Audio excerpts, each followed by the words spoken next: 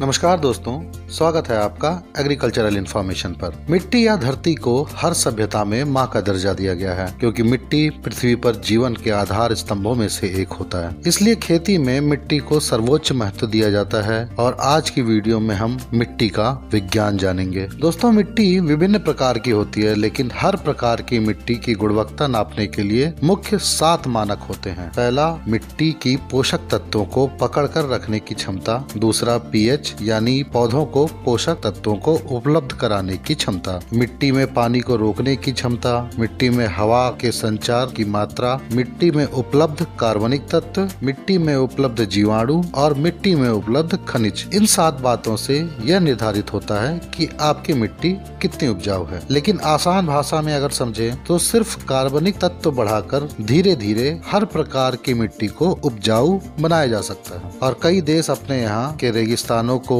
दोबारा उपजाऊ बनाने में लगे हैं और कुछ तो बना भी चुके हैं, जैसे इजराइल, चीन और सऊदी अरबिया। क्योंकि हम इंसानों को धीरे धीरे काम पसंद नहीं होता, तो हमने इसको जल्दी करने का एक तरीका भी ढूंढ लिया। लेकिन इस तरीके को समझने के लिए दोस्तों आपको कुछ वैज्ञानिक जानकारियों का होना बहुत जरूरी है। दोस्तों, चार्ज 2 प्रकार के होते हैं, प्लस और माइनस। जैसा कि आप साधारण किसी भी बैटरी में देखते हैं, 2 तरह के चार्ज होते हैं। अब उल्टे चार्ज यानी प्लस और माइनस एक दूसरे को अपनी तरफ खींचता है, लेकिन एक तरह के चार्ज यानी प्लस प्लस या माइनस माइनस दोनों एक दूसरे को अपने से दूर धकेलते हैं, और प्लस चार्ज वालों को कैटायन भी कहा जाता है। अब दोस्तों, कुदरत में ज्यादातर मिट्टी को निगेटिव चार्ज यानी माइनस चार्ज दिया है, और पौधे की जड़ों को भी माइनस चार्ज। और इसी चार्ज की वजह से प्लस चार्ज वाले जो तत्व होते हैं, जैसे कैल्शियम 2+, मैग्नीशियम 2+ या पोटेशियम प्लस, इन सब तत्वों को पौधे की जड़ें अपनी तरफ खींच सकती हैं उस चार्ज की मदद से। और मिट्टी में से पोषक तत्वों को पौधा H+ देकर लेता है, क्योंकि पौधा H+ हाइड्रोजन और पानी से अत्यधिक बना सकता है। जैसे मान लीजिए पौधे को कैल्शियम 2+ लेना है, तो उसे मिट्टी में 2 H+ देना पड़ेगा, तभी बराबर चार्ज की अदला बदली होती है। ध्यान रखिएगा दोस्तों, चार्ज हमेशा बराबर ही बदलता है। इसी तरह अगर जैसे K+ लेता है पौधा, तो उसको सिर्फ 1 H+ देना पड़ेगा। इसी तरह अगर मान लीजिए लोहा Fe2+ लेता है, तो उसे 2 H+, और Fe3+ अगर लेना है तो 3 H+ देना पड़ेगा। इस लेन देन की प्रक्रिया को CEC यानी कैटायन एक्सचेंज कैपेसिटी कहते हैं। और मिट्टी में मौजूद कार्बनिक तत्व जो इन पोषक तत्वों को पकड़कर पौधे की जड़ों तक ले जाते हैं, उनको चिलेटिंग एजेंट कहते हैं। अब यही कार्बनिक तत्व CEC यानी कैटायन एक्सचेंज कैपेसिटी भी बढ़ा सकते हैं, और यही कार्बनिक तत्व प्राकृतिक रूप से चिलेटिंग एजेंट का भी काम करते हैं। लेकिन दोस्तों, कार्बनिक तत्वों को समझने के लिए आपको ह्यूमिफिकेशन की प्रक्रिया को समझनी पड़ेगी। जैसे प्रकृति ने जो भी बनाया है, चाहे वो पेड़ पौधे हों,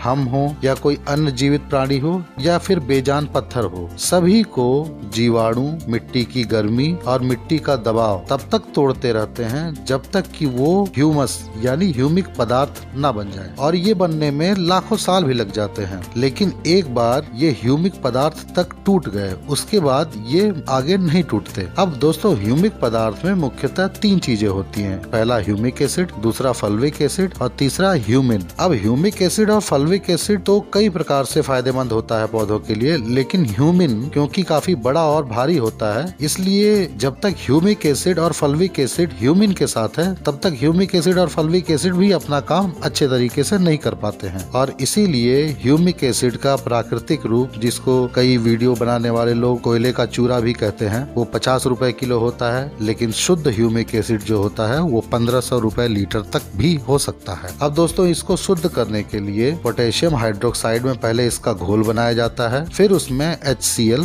यानी हाइड्रोक्लोरिक एसिड डालकर उसका pH 1 तक ले जाते हैं। और जब pH 1 के आसपास पहुंचता है, तो उसमें से ह्यूमिक एसिड और फल्विक एसिड दोनों वाष्पित हो जाते हैं, जिसमें से ह्यूमिक एसिड पोटेशियम ह्यूमेट के रूप में वाष्पित होता है और फल्विक एसिड के ही रूप में वाष्पित हो जाता है, और इनको अलग इकट्ठा कर लिया जाता है। दोस्तों, ये हमेशा ध्यान रखिए, ह्यूमिक एसिड को इस केमिकल तरीके से कोई बना बनाया नहीं जाता है, ये इसको सिर्फ शुद्ध करने का तरीका है। इसलिए इस रासायनिक प्रक्रिया के बाद भी इसको जैविक प्रोडक्ट यानी जैविक उत्पाद ही माना जाता है। अब दोस्तों ह्यूमिक और फल्विक एक दूसरे के पूरक हैं, जिसमें फल्विक में ऑक्सीजन देने की क्षमता ज्यादा होती है तो ह्यूमिक एसिड में CEC यानी कैटायन एक्सचेंज कैपेसिटी ज्यादा करने की क्षमता होती है। यानी ह्यूमिक एसिड ही वो कार्बनिक पदार्थ है जो मिट्टी में तत्वों को पकड़कर पौधों तक पहुंचा सकता है। और सबसे अच्छी बात यह है कि ये इस रूप में अगले लाखों सालों तक रह सकता है, क्योंकि इसको आगे अब ज्यादा तोड़ा नहीं जा सकता। बहुत ही मुश्किल होता है क्योंकि ये काफी स्थिर होते हैं। तो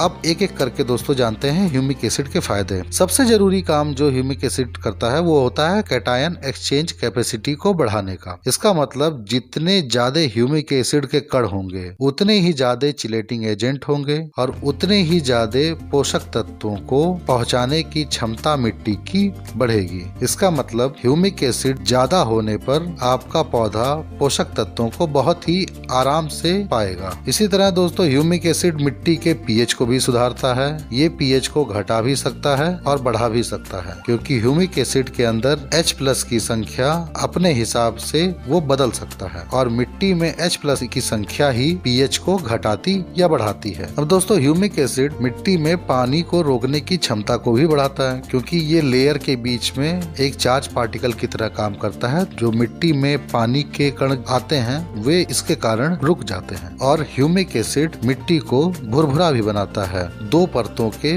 बीच में अपनी एक परत बनाकर। ह्यूमिक एसिड दोस्तों जड़ों के विकास में भी बहुत मदद करता है। अब इसका एग्जैक्ट एक्सप्लेनेशन तो कहीं है नहीं, लेकिन जहाँ तक मेरा विचार है कि क्योंकि ह्यूमिक एसिड में चार्ज पार्टिकल्स होते हैं और ये मिट्टी में आराम से इधर से उधर घूम सकते हैं, तो जब ये जड़ों के आसपास से घूमते हैं तो निगेटिव चार्ज जड़ें होने के कारण ये पॉजिटिव की तरफ अट्रैक्ट होती है यानी आकर्षित होती है, जिसके कारण पौधों में टर्शरी रूट यानी तीसरी जड़ जो होती है, प्राइमरी जड़ के बाद दूसरी, उसके बाद तीसरी जो जड़ होती है, उनका विकास इन आकर्षणों के कारण ज्यादा होता है। और तीसरी जड़ ही मुख्य पोषक तत्वों को सोखने का काम करती है। जड़ों का विकास ह्यूमिक एसिड और फल्विक एसिड एक और तरीके से करते हैं। ये पौधों में एंजाइम और कई सारे प्रोटीन बनाने में सहायक होते हैं, जिसके कारण पौधे का संपूर्ण बढ़वार काफी अच्छा होता है। इसके साथ ह्यूमिक एसिड दोस्तों बीजों के जमाव में भी बहुत अच्छा काम करता है, क्योंकि ह्यूमिक एसिड कई प्रकार की जैविक प्रक्रियाओं को तेज करने की क्षमता रखता है। दोस्तों ह्यूमिक एसिड हमारे मित्र बैक्टीरिया को भी बढ़ाने में काफी मदद करते हैं, जिसके कारण आप जो रासायनिक खाद इस्तेमाल कर रहे हैं उसमें 30 से 40% तक की घटोतरी आप कर सकते हैं, यानी उसको कम कर सकते हैं 30 से 40%। यहाँ तक कि ह्यूमिक एसिड से फलों और फूलों की मात्रा भी बढ़ती है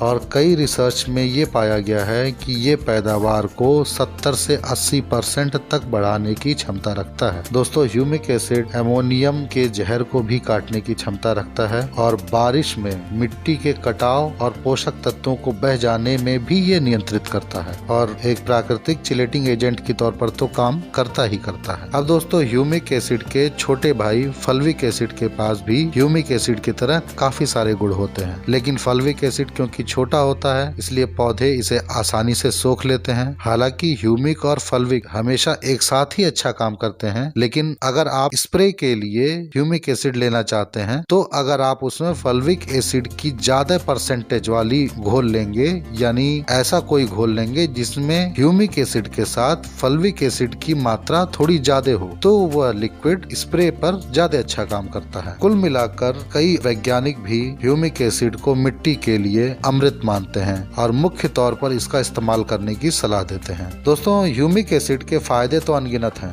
लेकिन ह्यूमिक एसिड अकेले मिट्टी को पूरा नहीं सुधार सकता, उसे भी मदद चाहिए। जैसे अगर मिट्टी का आपके pH ज्यादा कम है यानी अम्लीय आपकी मिट्टी है तो आपको आवश्यकता अनुसार उसमें चूना इस्तेमाल करना पड़ेगा। लेकिन ध्यान रहे दोस्त, चूने की जगह जिप्सम नहीं चलेगा, क्योंकि जिप्सम pH को बहुत ज्यादा असर नहीं करता है। मैंने जनरली ये देखा है लोगों में, किसानों में, कि ये भ्रम होता है कि लोग pH को सुधारने के लिए जिप्सम का प्रयोग करते हैं और उनको जिप्सम इस्तेमाल करने पर फसल में फायदा भी दिखता है। लेकिन दोस्तों जो फसल में आपको फायदा दिखता है वो pH की वजह से नहीं, बल्कि कैल्शियम और सल्फर पर्याप्त मात्रा में पौधे को मिलने से होता है। तो आप जिप्सम को कैल्शियम और सल्फर के लिए सस्ते और अच्छे स्रोत के रूप में इस्तेमाल इस्तेमाल कर सकते हैं। इसका इस्तेमाल घुलनशील एल्युमिनियम के जहर को काटने के लिए भी किया जाता है, जो जड़ों के विकास को रोकते हैं। दोस्तों, जिप्सम मिट्टी को भी कटने से बचाता है और इसमें मौजूद कैल्शियम ज्यादा घुलनशील होता है चूने की अपेक्षा में। इसलिए जिप्सम को कैल्शियम का एक बेहतर स्रोत माना जाता है चूने की अपेक्षा। अब चूने और जिप्सम के अलावा फिटकिरी का भी उपयोग मिट्टी में किया जाता है पीएच को घटाने के लिए। दोस्तों, पीएच ज्यादा होने से मतलब होता है कि मिट्टी में माइनस चार्ज यानी निगेटिव चार्ज ज्यादा हो गया है। इसका मतलब जो भी तत्व हैं जैसे कैल्शियम 2+, मैग्नीशियम 2+ या पोटेशियम प्लस, Fe2+ या Fe3+, इनको मिट्टी ज्यादा पकड़ कर रखेगी। अब जड़ें भी माइनस चार्ज की होती हैं और मिट्टी भी माइनस चार्ज की है, लेकिन अगर मिट्टी का माइनस चार्ज जड़ के माइनस चार्ज से काफी ज्यादा है, इसका मतलब जड़ मिट्टी में से पोषक तत्वों को अपनी तरफ नहीं खींच पाएगा। तो फिटकिरी में कोई जादू नहीं है दोस्तों, ये सिर्फ एक विज्ञान है कि फिटकिरी पानी में घुलते ही बहुत सारे प्लस चार्ज देता है, जिससे मिट्टी के पीएच पर तुरंत असर होता है और मिट्टी का माइनस चार्ज कम हो जाता है, जिसके कारण जड़ें फिर से पोषक तत्वों को अपनी तरफ खींच पाती हैं और इसी कारण फिटकिरी डालने से पोषक तत्व मिट्टी में जड़ों को उपलब्ध हो पाते हैं। अब दोस्तों, मिट्टी को सुधारने की बात हो रही हो और हरी खादों का जिक्र ना हो, ऐसा संभव नहीं हो सकता। हरी खाद दोस्त ऐसी दलहनी फसलें होती हैं जिसको हम बिना पैदावार लिए 40 से 45 दिन पर वापस मिट्टी में पलट देते हैं। इसके लिए लोग मुख्यतः ढैंचा का इस्तेमाल करते हैं, क्योंकि ढैंचा सबसे तेज और सबसे ज्यादा बढ़वार लेने वाली एक ऐसी फसल है जिसकी जड़ें गहराई में जाकर पोषक तत्वों को इस्तेमाल करती हैं और हमें ऊर्जा और पोषक तत्वों से भरपूर कार्बनिक पदार्थ देती हैं, जिसको बैक्टीरिया और अन्य कीड़े